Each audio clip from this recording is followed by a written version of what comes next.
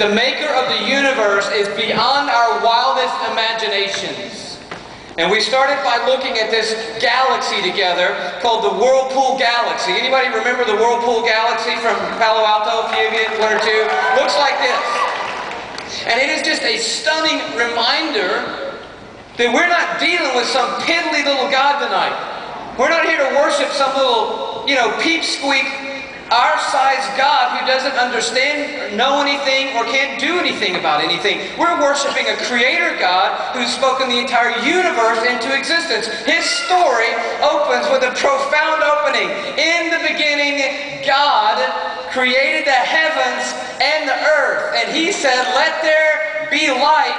And there was light. God is the breather of the stars tonight, and He is the orderer of the universe, and it's because of Him that galaxies like the Whirlpool Galaxy are floating through the cosmos. This one is 31 million light years away from the Earth. If you remember from last year, we'll do a little review here because we're going to jump into some new stuff tonight. By the way, any science lovers make it